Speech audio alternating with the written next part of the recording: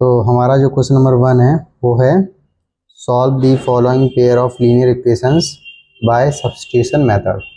अब यार ये जो दिए हुए हैं लीनियर इक्वेशंस का पेयर, इसको हमें कैसे सॉल्व करना है? सब्स्टिट्यूशन मेथड से सॉल्व करना है। अब ये सब्स्टिट्यूशन मेथड क्या है? देखो यार, इसमें 6 क्वेश्चन दिए हैं 3.2 के एक्सरसाइज में, क्वेश्चन नंबर 1 में। तो 6 पार्ट हैं इसके, ये पहला पार्ट है। तो आप सारे क्वेश्चंस को देखो कैसे सॉल्व किए हैं, तो आपको अच्छे समझ में आ जाएगा। ठीक है, तो शुरुआत करते हैं फर्स्ट वाले पार्ट से। जैसे ये जो इक्वेशन है इसको नंबर 1 दे देते हैं, ठीक है, और ये सेकंड वाली इक्वेशन को नंबर 2 दे देते हैं। ठीक है, तो अब हम इनमें से कोई भी एक इक्वेशन ले लेते हैं। जैसे मैं सेकंड वाली इक्वेशन ले लेता हूँ, from equation two we get. ठीक है, जैसे सेकंड वाली इक्वेशन क्या है? X minus Y equal to 4। तो वाई को उधर भेज देंगे तो क्या हो जाएगा? X equal to 4 plus Y. ठीक है, और इस इक्वेशन को क्या नंबर दे देते हैं? नंबर 3। ठीक है, अब एक बात ध्यान रखना, जैसे सेकंड इक्वेशन से अपनी कौन सी इक्वेशन बनी है? थर्ड।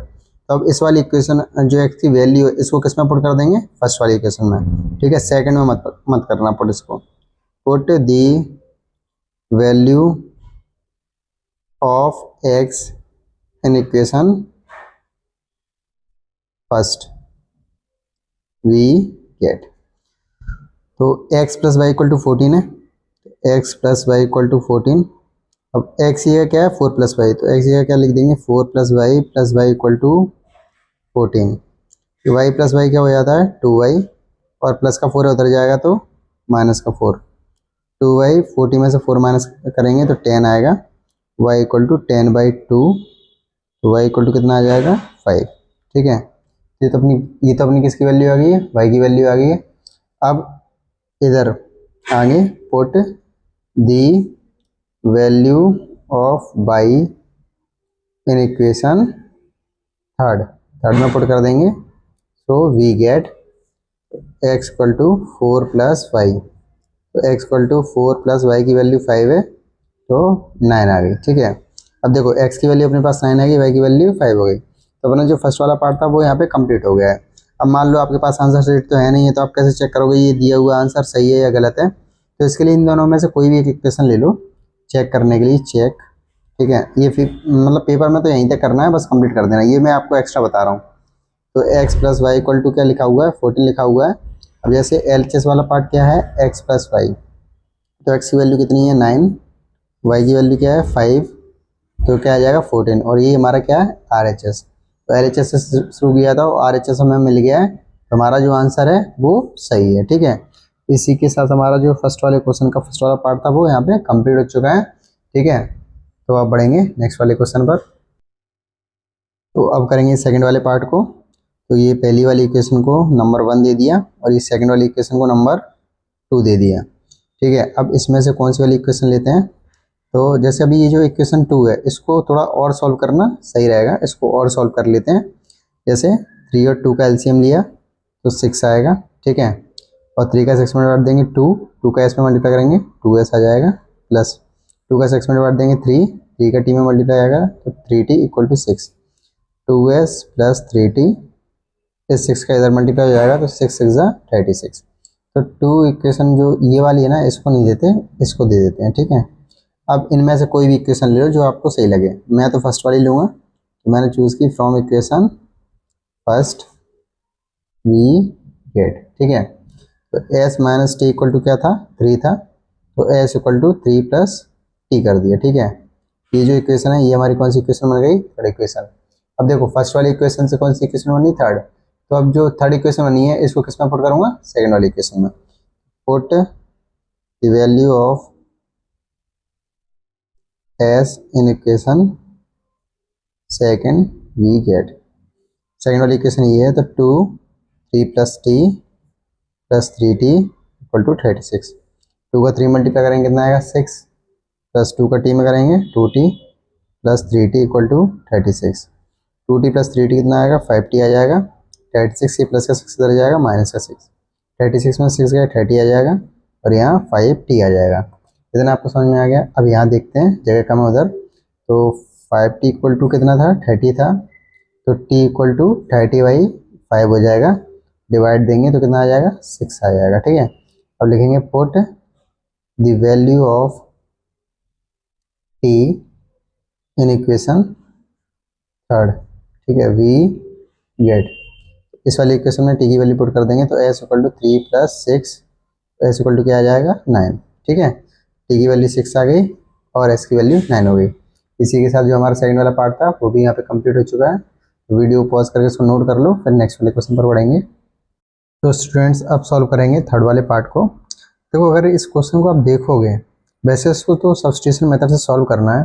अगर आपने एक्सरसाइज 3.1 पढ़ी होगी तो आपको एक चीज़ पता होगी कि ये दोनों जो इक्वेशन है ना वो एक ही हैं। पूछो कैसे? जैसे 3x - y = 3 लिखा हुआ है और ये अपनी फर्स्ट इक्वेशन है और दूसरी इक्वेशन क्या है 9x - 3y = 9, ये अपनी सेकंड इक्वेशन है। अगर हम इसमें 3 का मल्टीप्लाई कर दें और इसमें 1 का मल्टीप्लाई कर दें तो 3 3 जा 9x, 3 का y में करेंगे 3y और 3 या 9, इसका फर्स्ट में तो 9x - 3y = 9। तो ये दोनों इक्वेशन बराबर है, ठीक है। और जब ये इक्वेशन बराबर है तो ये कौन सी लाइन होती हैं? ये होती हैं कोइंसाइड लाइंस। इसका मतलब ये होता है कोइंसाइड लाइंस का कि भाई जैसे 3x - y = 3 है तो मान लो ये इतनी बड़ी लाइन हो गई और ये इसमें हाँ ये छोटी है और ये बड़ी है, तिगनी है, तो और दूसरी लाइन क्या होगी? ऐसी, ठीक। कोइंसाइड लाइन मतलब समझते हो कि एक लाइन के ऊपर दूसरी लाइन लाई कर रही है। अब देखो यहाँ से यहाँ तक में ना बहुत एक्स और वाई के ऐसे बहुत से मतलब सॉल्यूशन हो जाएंगे, ठीक है। तो जब कोइंसाइड लाइंस होती हैं तो क्या होती हैं? इनफाइनाइट मैनी सॉल्यूशन, ठीक है। लेकिन अब क्या है ना, हमें इसको सॉल्व करना है और सब्स्टिट्यूशन मेथड से, तो अब इसको तो हम ऐसे कर नहीं सकते हैं। तो जब हम सब्स्टिट्यूशन मेथड से सॉल्व करेंगे तो जैसे ये इनफाइनाइट मैनी सॉल्यूशन है ना, तो इसका आंसर कुछ इस फॉर्म में आएगा, मतलब बराबर के फॉर्म में आएगा। तो वहाँ लिखेंगे which is true statement therefore the pair of equation has infinitely many solution. और मान लो भविष्य में जाके कभी ऐसे आपके आंसर आए 0 के इक्वल टू में कोई नंबर आ जाए तो ऐसे क्या होते हैं? फॉल्स स्टेटमेंट होते हैं। तो the pair of equation has no solution, मतलब ऐसे क्या है ना, जब कंडीशन बनती है तो a1/a2 = b1/b2 not equal to c1/c2, जब ऐसी लाइंस होंगी, ठीक है, तो समझ लेना फॉल्स स्टेटमेंट होंगे। और जब ऐसे बराबर आए या मान लो यहाँ कम आ जाए या ज़्यादा है नंबर्स में आ जाए तो ट्रू स्टेटमेंट होंगे। ऐसी लाइंस कैसी होंगी? कोइंसाइड लाइन होंगी, ठीक है। तो इस बात का थोड़ा आप ध्यान रखें। और अभी इसको जब सॉल्व करेंगे ना तो जहाँ तक मुझे लगता है पॉसिबल केसेस ऐसे ही है कि दोनों बराबर आएंगे, या मान लो इधर अगर कम आएगा तो इधर ज़्यादा आएगा, तो दोनों मल्टीपल्स में आएंगे, कुछ ऐसे मान लो, ठीक है। तो चलो इसको सॉल्व करते हैं सब्स्टिट्यूशन मेथड से, कैसे होगा देखते हैं ध्यान से। और शायद ये चीज़ मैंने आपको समझाई हो तो समझ में आ गई हो, नहीं आई हो तो कोई दिक्कत नहीं है, बस आप इस चीज़ का ध्यान रखना जब भी आप ट्रू स्टेटमेंट देखो तो समझ लेना कि वो लीनियर इक्वेशन, मतलब जो पेयर ऑफ इक्वेशंस होगा उसके मैनी सॉल्यूशंस होंगे, उसकी एक्स और वाई की वैल्यू एग्जैक्ट नहीं मिलेगी। जब फॉल्स स्टेटमेंट लिखा देखो आप कहीं बुक में या कहीं सॉल्यूशन वगैरह में, तो उस इक्वेशन के जो पेयर ऑफ इक्वेशन होंगे उसके नो सॉल्यूशंस होंगे, मतलब वो कैसी लाइंस होंगी? पैरेलल लाइंस होंगी, ठीक है। इस बात का ध्यान रखना, ये पैरेलल लाइंस होंगी और ये कैसी लाइंस होंगी? कोइंसाइड लाइंस, ठीक है। और मैंने पहचान भी बता दी कि फॉल्स स्टेटमेंट कब होगा? जब एक साइड 0 आ जाए, दूसरी साइड कोई नंबर आ जाए। और यहाँ ट्रू स्टेटमेंट कब होगा? जब दोनों बराबर आ जाए, या फिर इधर मान लो 9 आ जाए, यहाँ 18 आ जाए, तो साइड 2 का मल्टीप्लाई करके ये बराबर हो सकते हैं, तो ऐसा भी हो सकता है, ठीक है। थोड़ा इस बात का ध्यान रखें। और वरना आपको चेक करना हो कि कौन सी लाइंस कैसी हैं, तो आप क्या है ना, इनके वो कॉफिशेंट लेके, जैसे एक्सरसाइज 3.1 में आपको समझाया था, कॉफिशेंट लेके चेक कर लो। जैसे a1/b1, तो a1/b1 मतलब 3/9, b1/c1 मतलब -1/-3, c1/c2 मतलब 3/9, ठीक है। तो जब इसको आप काटोगे ना तो 1/3 इज 1/3 और ये 1/3, तो सब बराबर ही आएगा, ठीक है। और अगर आपने एक्सरसाइज 3.1 देखी होगी तो मतलब आपको ये इजीली आ जाएगा, ठीक है। चलो इसको सॉल्व करते हैं। अब इक्वेशन नंबर फर्स्ट है, ये इक्वेशन नंबर सेकंड है, तो मैं इक्वेशन फर्स्ट ले लेता हूँ। From equation first we get 3x - y = 3, 3x = 3 + y, तो x = 3 + y/3। इक्वेशन कौन सी होगी? थर्ड। तो put in equation second we get, देखो फर्स्ट इक्वेशन लेके थर्ड इक्वेशन बनाई, अब इस थर्ड को सेकंड में पुट करेंगे। तो 9x, x की वैल्यू कितनी है? 3 + y/3 - 3y = 9, 3 से 9 में डिवाइड देंगे 3 आएगा, 3 का 3 में 9 + 3 का y में 3y -3y इक्वल टू 9। इससे ये कट गया, 9 इक्वल टू 9। देखो जैसे मैंने अभी समझाया था ना, इसे 9 इक्वल टू 9 आया है, और यहाँ मैंने एक ऐसे आपकी बुक में एग्जाम्पल 6 है, उसका 18/80 इक्वल टू 18 आया था, तो ट्रू स्टेटमेंट था। ठीक है, तो हम भी यहाँ क्या लिख देंगे, विच इज ट्रू स्टेटमेंट। ठीक है, तो therefore the pair of equation has infinitely many solutions. मतलब ये समझ लो, ये एक्स और वाई के कोई एक एग्जैक्ट सॉल्यूशन नहीं होगा, बहुत सारे सॉल्यूशंस होंगे। ठीक है, चलिए आपको लगता है हल्का फुल्का समझ में आ गया हो तो इसको नोट कर लो, फिर बढ़ेंगे नेक्स्ट वाले क्वेश्चन पर। ठीक है, तो स्टूडेंट्स अब करेंगे फोर्थ वाले पार्ट को। अब ये फर्स्ट वाली इक्वेशन है, इसको नंबर 1 और ये सेकंड नंबर। ठीक है, अब यार इसको और सॉल्व कर लिया जाए तो ज़्यादा बढ़िया रहेगा। जैसे ये फर्स्ट वाली इक्वेशन है, इसको मैं और सॉल्व कर लेता हूँ, है ना। अभी इसको नंबर देना सही नहीं रहेगा, तो अभी इसको नंबर नहीं देते, पहले इसको और सॉल्व करेंगे। जैसे 0.2x लिखा है प्लस 0.3y इक्वल टू 1.3। तो अगर पॉइंट हटाएंगे तो पॉइंट के बाद एक संख्या है तो नीचे 10 आ जाएगा, यहाँ से पॉइंट हटाएंगे एक संख्या है तो नीचे 10 आ जाएगा, यहाँ से पॉइंट हटाएंगे तो एक संख्या है तो 10 आ जाएगा। ठीक है, 10 और 10 का एलसीएम लेंगे तो 10 आएगा, और 10 का 10 में डिवाइड देंगे तो 1 आएगा, और 1 का 2x में मल्टीप्लाई करेंगे तो 2x प्लस सिमिलरली 10 का 10 में डिवाइड देंगे 1, 1 का 3y में करेंगे तो 3y इक्वल टू 13/10। तो ये जो 10 है ना, ये क्रॉस मल्टीप्लाई करके इधर पहुंच जाएगा, तो 13/10 इंटू 10, 10 से तो 10 कट गया, और यहाँ क्या आ गया 2x plus 3y equal to 13, 2x plus 3y equal to 13। ठीक है, तो इसको नंबर 1 देते हैं ना। अब जैसे अब ये फर्स्ट वाली इक्वेशन से तो ये अपनी ये वाली इक्वेशन बन गई। अब सेकंड वाली इक्वेशन से ही बनाते हैं। सेकंड वाली इक्वेशन क्या है अपनी, 0.4x, यहाँ एंड लिख लेना। ठीक है, 0.4x plus 0.5y equal to 2.3। तो देखो पॉइंट के बाद एक संख्या है तो नीचे 10 आ जाएगा, और यहाँ भी 10 आ जाएगा, और यहाँ भी 10 आ जाएगा। ठीक है, यहाँ क्या बचेगा, यहाँ 10 और 10 का एलसीएम लेंगे तो 10 आएगा, तो ऊपर क्या आ जाएगा 4x प्लस 5/23/10। अब ये 10 उधर जाएगा तो कट जाएगा, तो डायरेक्ट मैं ऐसे ऐसे काट देता हूँ ना, 4x plus 5y equal to 23। तो ये जो हमारी इक्वेशन बन गई, ये सेकंड बन गई। ठीक है, अब यहाँ लिखेंगे नाउ। तो यार जगह नहीं है तो मैं नीचे नहीं लिख सकता, तो इसलिए मुझे साइड में रखना पड़ता है। लेकिन आप एक बात ध्यान रखो, जैसे यहाँ कंप्लीट होता है ना, तो ये सारी चीज़ें जैसे मैं यहाँ लिख रहा हूँ साइड में, वो आप नीचे लिखा करना है ना। अब नाउ, अब फर्स्ट वाली इक्वेशन क्या बनी थी अपनी, 2x plus 3y equal to 13। ठीक है, और सेकंड वाली इक्वेशन क्या थी, 4x plus 5y equal to 23।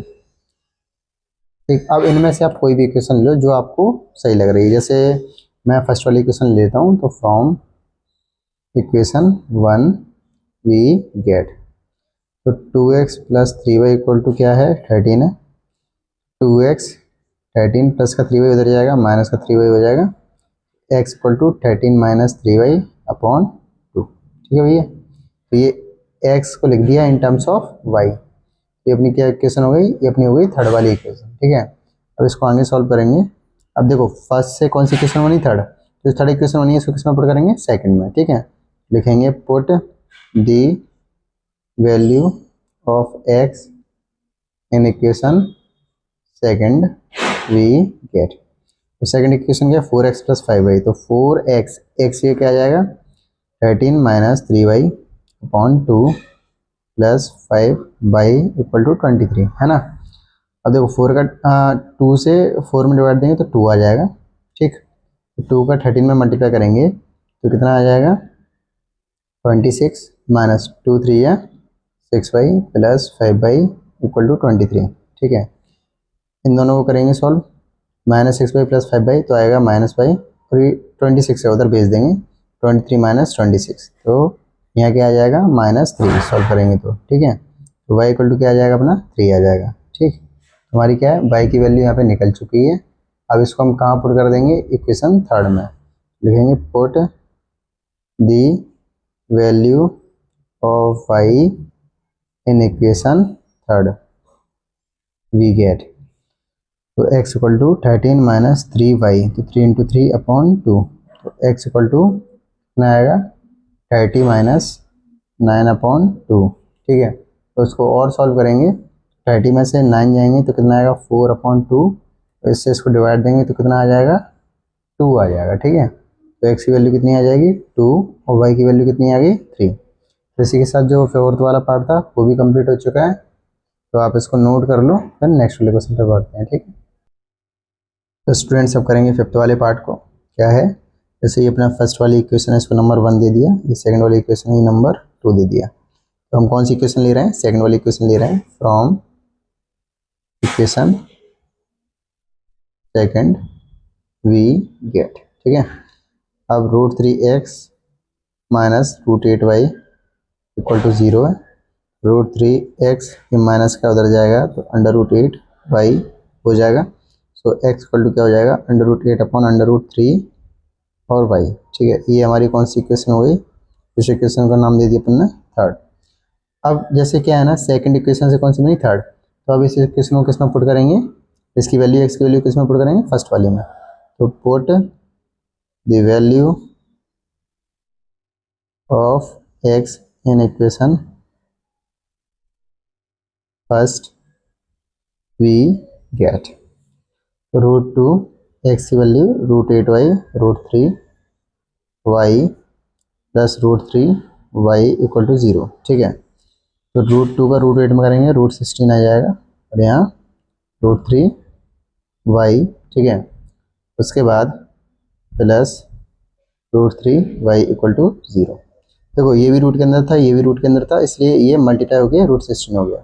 √16 की वैल्यू आपको पता है 4 होती है, नीचे √3y plus √3y/1 equal to 0।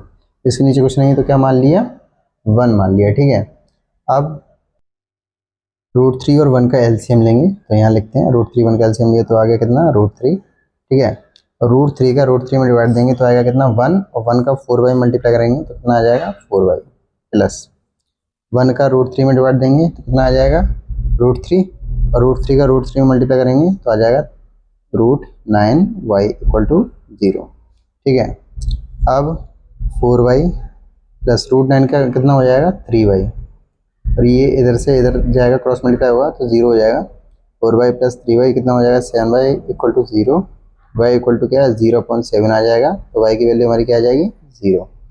अब y की वैल्यू किस में पुट करेंगे इक्वेशन थर्ड में, तो put the value of y in equation third we get. तो x इक्वल टू क्या है यहाँ पे √8y √3 इंटू वाई था तो 0, तो आंसर क्या आ जाएगा 0। हमारी x की वैल्यू 0 और y की वैल्यू 0 आ चुकी है। तो यहाँ पे फिफ्थ वाला पार्ट भी कंप्लीट हो चुका है।